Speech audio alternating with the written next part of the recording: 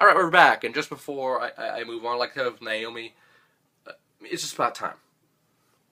Anyway, with our World Championship match, Del Rio versus Rob Van Dam, the battle for Ricardo and the World Championship.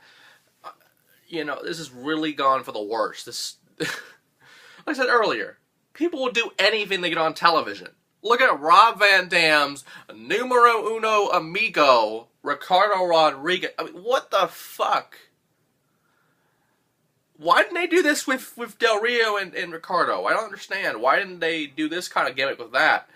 That's what I don't understand. But over the past few weeks, I've actually thought, what if Rob Van Dam wins this title? Would it bring more prestige to the belt? A belt that has not been a title used right. I mean, it's basically a mid-card title nowadays, and that's an insult to the World Championship. Calling it a mid-card title, but it actually is now. I mean, it's ridiculous. Why would you do this to your world champion? Why would you have Mexican flags around the ring? Why is this even happening? Why am I even talking about it? I don't know. He's on third, but goddamn, this is stupid. This really is stupid. But the fact that Rob Van Dam will win this match will bring receipts to this belt, much like it could have been through the United States Championship. I don't see it happening now, but it could happen on Sunday, but it could happen down the road. You never know. This feud could go on for a few months.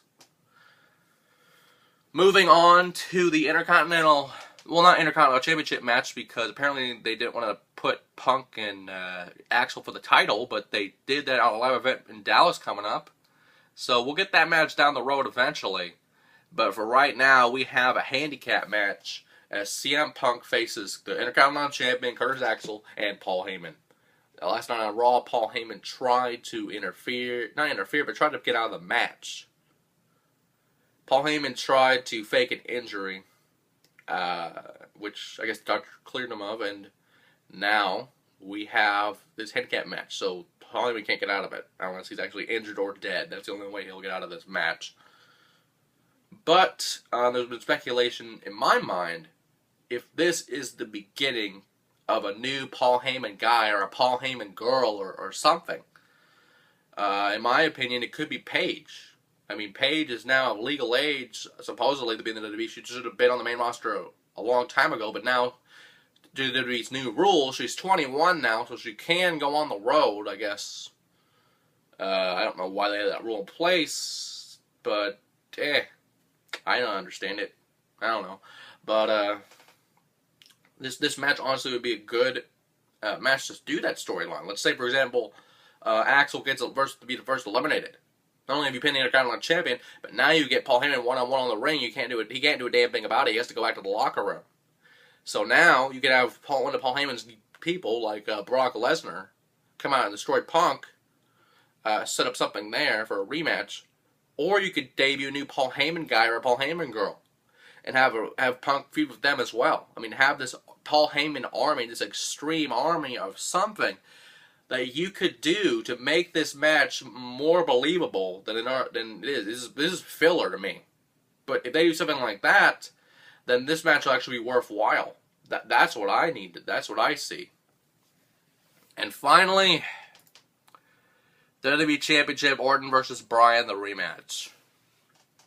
Well, I mean, the rematch, but, he cashed in the Money in the Bank. Technically, it is a rematch. Like it or not. Last night on Raw, there's been a brawl. I mean, Randy Orton has momentum. Don't get me wrong. I mean, he just beat Goldust on Raw in a hell of a match. But Daniel Bryan has all the momentum in the world. Nothing can go wrong here.